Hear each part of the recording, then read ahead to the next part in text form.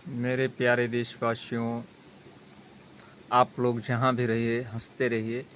जीवन बहुत मूल्यवान है, हमेशा आनंदित रहिए।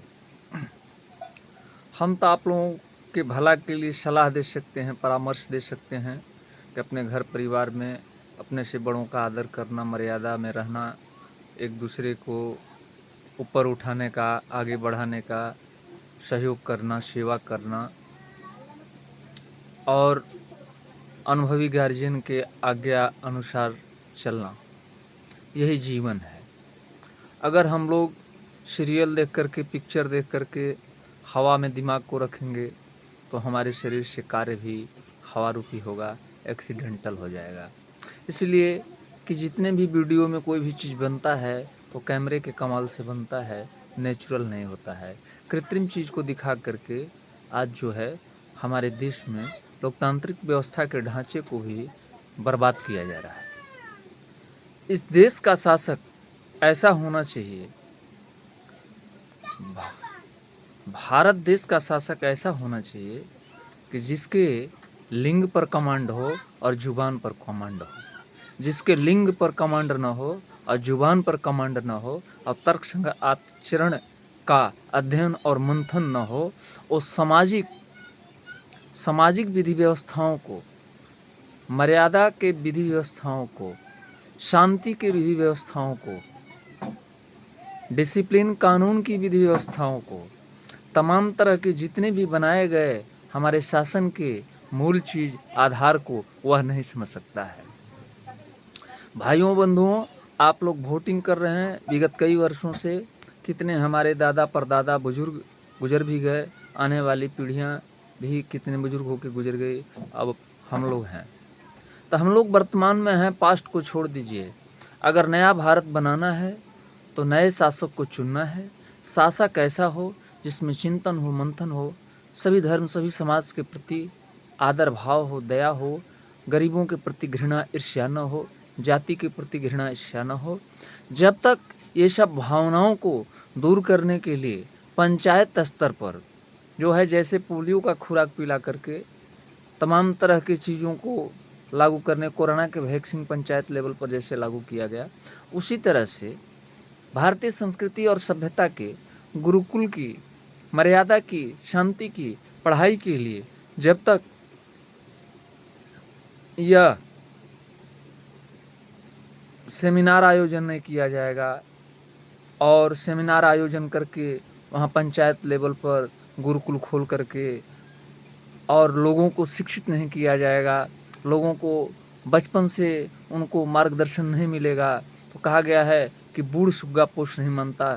जिसका लिंग और जुबान फिसल जाता है, जिसकी आदत बुरी हो जाती है, फिर सुधरने में बहुत टाइम लगता है। जैसे लोहे में जंग लग जाता है, मूर्छा लग जाता है, तो फिर लोहे का लाइफ बर्बाद हो जाता है। उसी तरह से दिमाग में जंग लग जाता है, जुबान में जंग लग जाता है, लिंग में जंग लग जाता है, गंदगी फैल जाती है, तब सुधार होने वाला नहीं है। भ्रष्टाचार को कोई माई का लाल, मेरा यह चैलेंज है, कोई शासक हो भ्रष्टाचार को नहीं रोक सकता। भ्रष्टाचार को रोकने के लिए बस एक ही माध्यम है, भारतीय संस्कृति को अपनाना। ईश्वर मनुष्य भक्त रूपी इंसानियत भरा भक्त के द्वारा जो है बड़े बड़े वेद का निर्माण, पुराण का निर्माण, रामायण का निर्माण, ये सब करा करके माध्यम से कि हम सृष्टि का निर्माण कर रहे हैं। ईश्वर बोले कि हम सृष्टि का जब निर्माण कर रहे हैं इस भक्त के द्वारा, ऐसा मैं रचना रच दूं धरती पर, ऐसा मैं पुस्तक दे दूं, ऐसा संविधान दे दूं, ऐसा व्यवस्था दे दूं कि हमारे भारतवासी जितने भी लोग हैं वो सुखी और शांति का जीवन जिएं और शासक उसके अनुसार चले। लेकिन शासक फिसल जा रहा है। आज पैसे से सांसद, मंत्री, मिनिस्टर के सरकार का खरीद बिक्री चल रहा है। आज मोट रकम का पैसा जो है घोटाला हो रहा है, उसको ब्लॉक कर दिया जा रहा है, काला धन में कन्वर्ट कर दिया जा रहा है। आज प्रतिपक्ष के कुछ नेता ऐसे हैं, सत्ता पक्ष के भी कुछ ऐसे नेता हैं, अनावश्यक कुतर्क संगत जो है, कुतर्क संगत डिबेट कर रहे हैं। आपको पता नहीं है कि भारतवर्ष के पवित्र मंदिर में आप बैठे हुए हैं, आपको जो है राष्ट्र का भी प्रतिनिधित्व करना है, इसलिए कि राष्ट्र संघ भी देख रहा है। उसके बावजूद भी मैं हमेशा अपने वीडियो के माध्यम से आप लोगों को सचेत करता हूं, लेकिन आप लोग समझते नहीं हैं।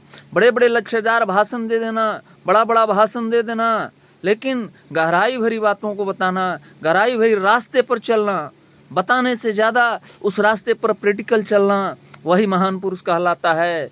आप ये ध्यान रखिए, जब तक ईश्वर के प्रति आपका रोने का भाव नहीं होगा, ईश्वर के प्रति रोने का भाव नहीं होगा, निराकार ब्रह्म के प्रति कि वो कैसे हैं, वो इतने सुंदर सुंदर जीवों का निर्माण किए, वो जो है गरीब को अमीर बना देते हैं, अमीर को गरीब बना देते हैं, कब किसका एक्सीडेंट करा देंगे। उनके पास जो परमाणु है, इस राष्ट्र में किसी भी माई का लाल कोई मनुष्य पैदा नहीं लिया, ऐसा परमाणु पैदा नहीं कर सकता कि ईश्वर की महाशक्ति को रोक सके। इसलिए अरे यार, पढ़े लिखे हैं आप लोग अगर, या अभिभावक हैं या युवा हैं, तो थोड़ा विचार कीजिए।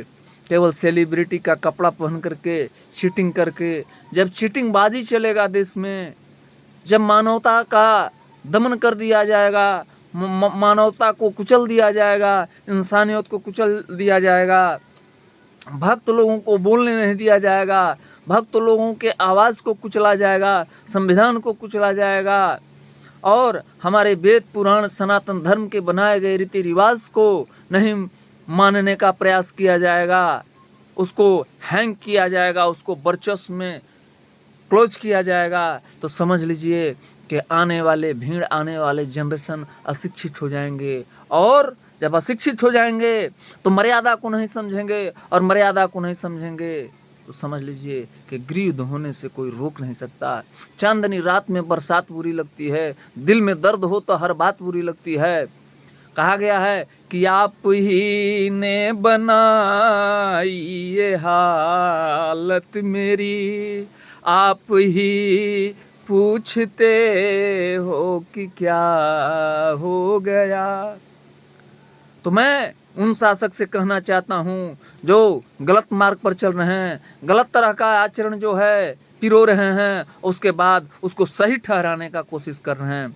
कुतर्क संगत बात करके, दिमाग हैंग करने वाली बात करके, समाज को जाति में, भेदभाव में, धर्म में तोड़ने की बात करके, उसके बाद अपने आप को सदाचारी बन रहे हैं, अपने आप को मेडलिस्ट बन रहे हैं। इसलिए पावर आपका है तो मेडल अपने आप में ही मिलीजुली व्यवस्थाओं में रख लीजिए।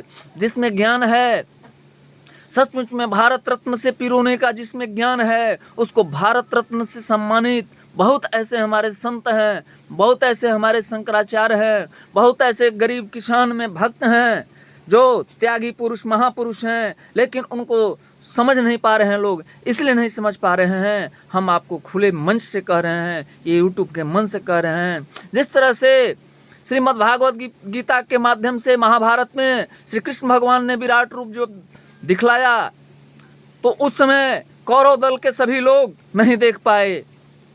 कौरव दल में जो अच्छे विचारधारा के थे, लिंग और जुबान पर जिसका कंट्रोल था, काम क्रोध मद लोभ शब नाथ नरक के पंथ। मैं सनातन धर्म के संत अनुयायियों से भी कहना चाहता हूँ कि जो सचमुच में संत हैं तो वो तो संत हैं, उनका सम्मान है, लेकिन जो भगवा रंग पहन करके, भगवा मुरेठा बांध करके और समाज को ठगने का काम कर रहे हैं, समाज को धूर्तई की बात सिखा रहे हैं, चिटिंगबाजी की बात सिखा रहे हैं, जादूगरी की बात सिखा रहे हैं, तामसिक प्रवृत्ति की बात सिखला रहे हैं, मैं उन लोगों को कहना चाहता हूँ, आप लोग सचेत हो जाइए। गलत करने वाले का दंड बहुत बुरा ईश्वर के पास होता है। अरे हमें तो अब कोई चिंता नहीं है, हम तो अब अपना जीवन जी चुके हैं, अपने परिश्रम के द्वारा खाते हैं मेरे भाई। ईश्वर को जब सहायता कराना होगा तो इस धरती पर जो अच्छे विचारधारा के लोग हैं, अच्छे विचारधारा का मदद करते हैं, अच्छे विचारधारा का सहयोग करते हैं। श्री कृष्ण भगवान श्रीमद् भागवत गीता में बतला चुके हैं, जब युद्ध होने से प्रारंभ होने से पहले श्री कृष्ण भगवान ने क्या कहा? कहा कि अभी भी टाइम है, अभी भी टाइम है। जिसके मन में अगर धर्म के प्रति अभी भी जागरूकता पैदा हो जाए तो उसको खुला स्वागत है, वो धर्म के दल में आ जाए, पांडवों के दल में। अभी भी जिसके मन में संशय है, जिसके मन में अधर्म करने की लालसा है, उनको अभी भी मैं टाइम देता हूँ, वो अधर्म के दल में चल जाएं। लेकिन यह जयचंद रूपी लोग अगर जब तक भारतवर्ष में रहेंगे कि कभी इस पार्टी में हैं, कभी उस पार्टी में जा रहे हैं, कभी वहाँ मिल जा रहे हैं, अरे भैया, अगर वह पार्टी के लोग गलत हैं, वह पार्टी के लोग गलत हैं, तो उस पार्टी में फिर क्यों आप जा रहे हैं? उसके बाद वहाँ वो सही हो जा रहे हैं। कुछ ऐसे सत्ता पक्ष के, कुछ विपक्ष के लोग हैं, ऐसे डिबेट करते हैं टीवी चैनल पर ऐसा डिबेट करते हैं कि उनकी बात जनता समझ नहीं पाती है। इसलिए कि अभी भी हमारे देश में बहुत ऐसे अशिक्षित लोग हैं, अपने गरीबी से, अपने मजबूरी से, अपने लाचारी से इतना त्रस्त हैं कि उनका दिमाग स्थिर नहीं है मेरे प्यारे भाई। तो कहा गया है कि बने को कोई क्या बनाएगा। आप कहते हैं जिसके पास रुपया है, पैसा है, गाड़ी है, तवेरा है, लाव है, लश्कर है, बॉडीगार्ड है, कमांडर है, कमांडो है, उसके पास सारी व्यवस्थाएं हैं, उसके पीछे दुनिया जो ये दौड़ रही है, परिश्रम के पीछे नहीं दौड़ रहे हैं, मर्यादा के पीछे नहीं दौड़ रहे हैं, धर्म के दल के पीछे नहीं दौड़ रहे हैं। हमारा भारत देश महान नहीं बन सकता। कोई माई का लाल यह कह नहीं सकता कि जब तक शिक्षा नहीं होगा, जब तक आचरण नहीं होगा, जब तक मर्यादा नहीं होगा, जब तक बड़ों का आदर नहीं होगा, छोटों को शिक्षण नहीं किया जाएगा, अशिक्षित को शिक्षा नहीं दिया जाएगा, तब तक कोई माई का लाल इस धरती पर पैदा नहीं लिया कि कह देगा कि भारतवर्ष का विकास हो जाएगा, भ्रष्टाचार रुक जाएगा, काला धन रुक जाएगा।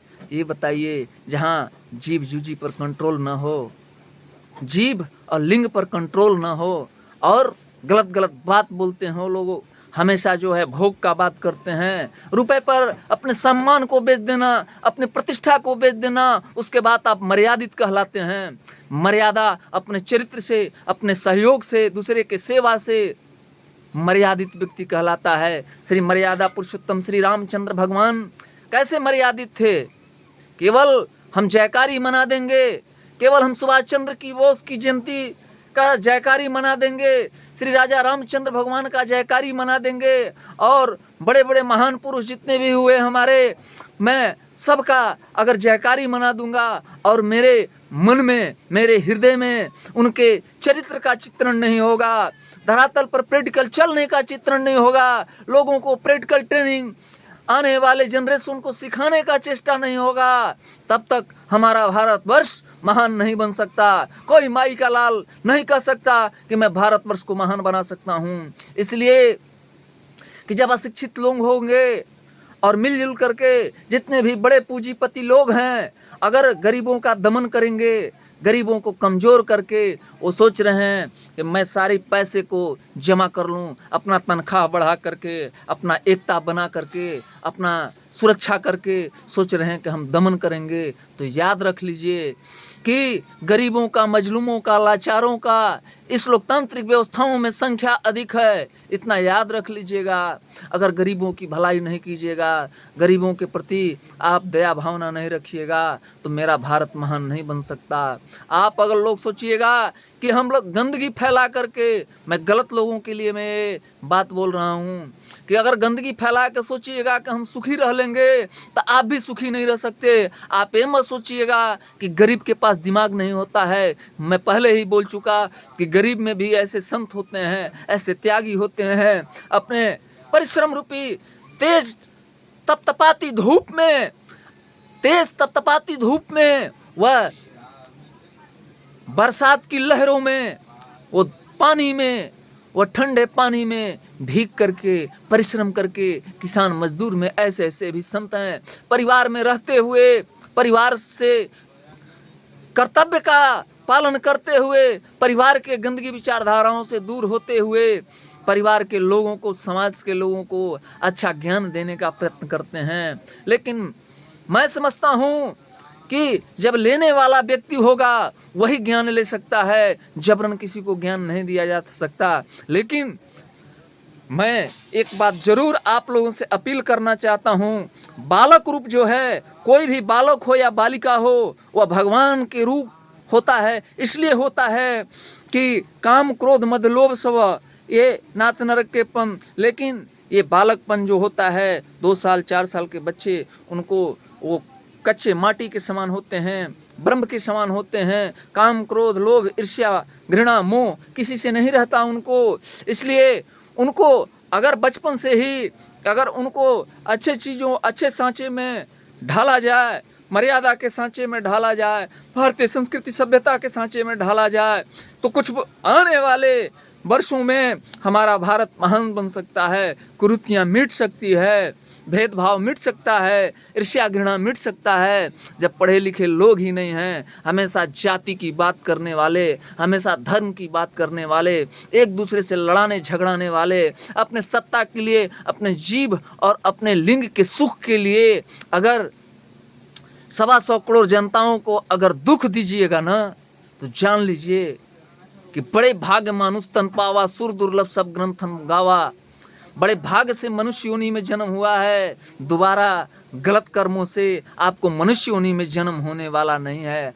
आप सोचिएगा कि मैं दान पुण्य कर दूंगा तो मेरा पाप कट जाएगा, नहीं। परमात्मा कहते हैं कि हे मनुष्य योनि के लोग, मैं उसी को तारता हूँ कि बड़ा से बड़ा अपराध किया हो, बड़ी से बड़ी गलतियाँ किया हो, लेकिन अपनी गलतियों को अपने शरीर के अग्नि रूपी व्यवस्थाओं में उसको जलाने का, उसको भस्म करने का जब तक प्रयास न करे और जला करके मेरे चरणों में आकर समर्पित हो जाए और अच्छे आचरण भारतीय संस्कृति और सभ्यता और वेद पुराण रामायण और संस्कृति मानवता इंसानियत में आकर के मेरे चरणों में गिरता है, उसको मैं माफ़ कर देता हूँ। यह ईश्वर कहते हैं। आप ये भूल में हैं कि गलत तरह के कुछ ऐसे लोग हैं, कुछ ऐसे पंडित हैं, कुछ ऐसे ढोंगी लोग हैं, कुछ ऐसे ढोंग रचाने वाले लोग हैं कि जो गलत तरह के अपने सुख सुविधा के लिए लोगों को गलत मार्गदर्शन दे रहे हैं। अगर सही मार्गदर्शन देने वाला अगर गुरु मिल जाए तो जान लीजिए कि आपके जीवन में प्रकाश आ सकता है। लेकिन सही गुरु को पहचानने के लिए आपको सत्य रूपी धर्म रूपी व्यवस्थाओं पर चलना होगा। इसलिए कि सत्य जो है असत्य को देख लेगा, लेकिन असत्य रूपी आचरण के लोग सत्य को नहीं देख सकते। आपके सामने संत बैठा रहेगा, आपके सामने महापुरुष बैठे रहेंगे, लेकिन जिसमें अच्छा सोच नहीं है, दया नहीं है, एक दूसरे का सहयोग नहीं है, वह उस महापुरुष को पहचान नहीं पाएगा।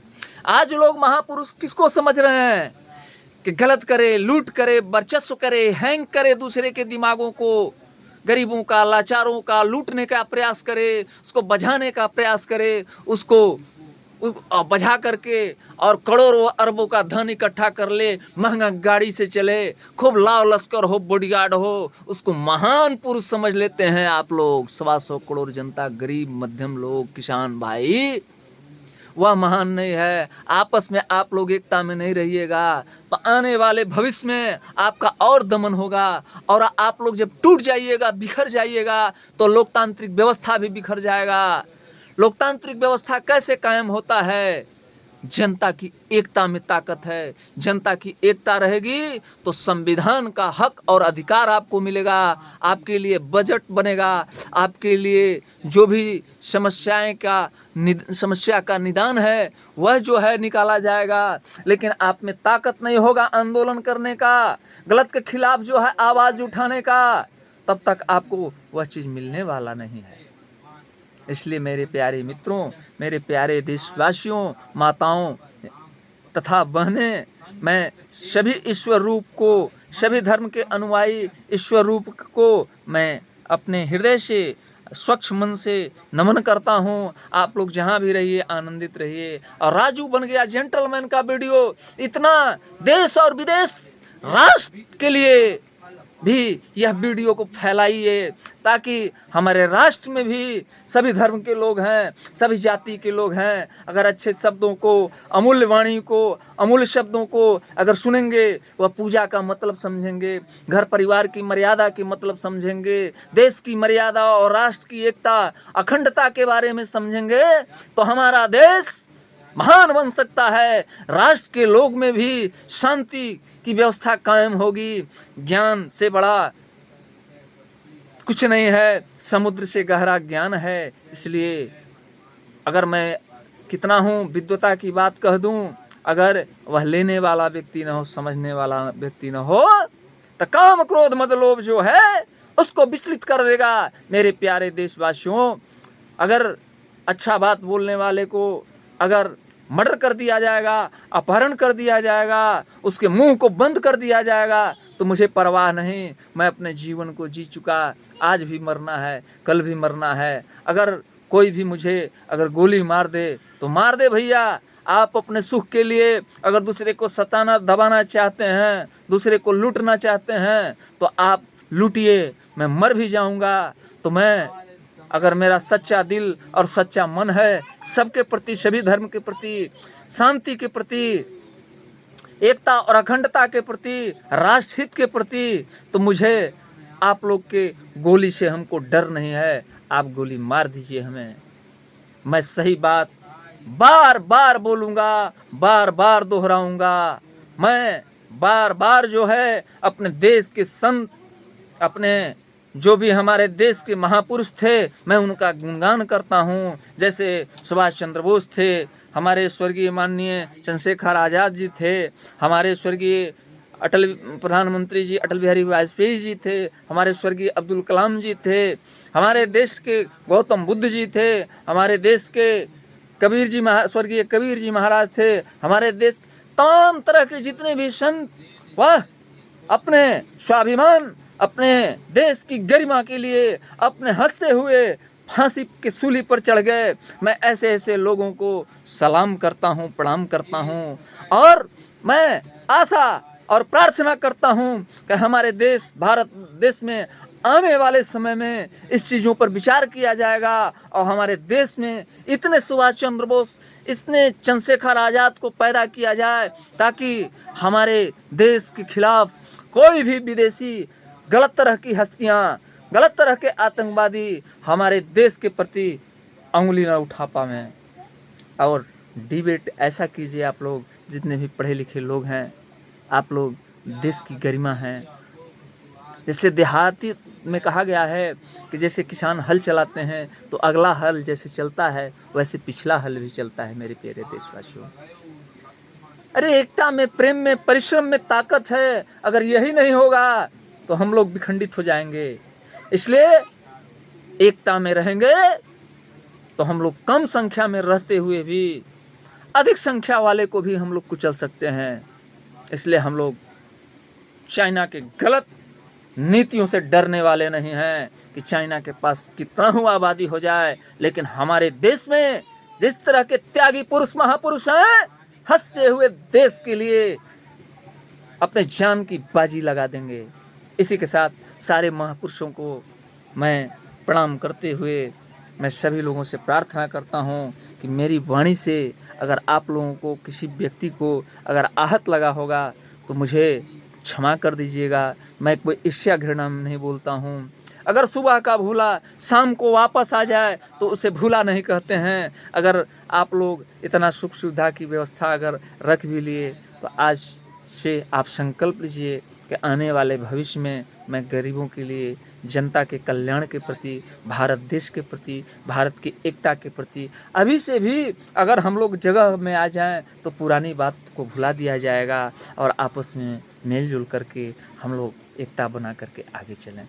मैं किसी ईर्ष्या घृणा से बात नहीं रखता हूँ कि हमारे भारतवासी सभी लोग एकता में रहें, मानवता में रहें, इंसानियत में रहें। इसी के साथ आप लोगों से मैं विदा लेता हूँ। मेरे वीडियो को इतना ज़्यादा एकदम वायरल कीजिए, इतना वायरल कीजिए कि मेरा वीडियो देश विदेश तक हर जगह जो है यह चलता रहे और आने वाले पीढ़ी, आने वाले भविष्य सुधरने का कोशिश करेंगे हमारे वीडियो से। इसीलिए मैं वीडियो बनाता हूँ। नहीं तो हर व्यक्ति का अपना अपना तो टाइम होता है मेरे प्यारे। हर व्यक्ति नोट के पीछे, अपने पेट पर्दा के पीछे दौड़ रहा है, तो क्या मेरे बाल बच्चे नहीं हैं? मेरे बाल बच्चे के लिए थोड़ा एक लाइक और एक सब्सक्राइब तो बनता है, कि मैं भी अपने कर्तव्य का पालन कर सकूं, परिवार का, समाज का। श्री राम दुआरे तुम रखवारे, होत न आज्ञा बिनु पैसारे। बिना अर्थ के तो कोई व्यवस्था होता नहीं है।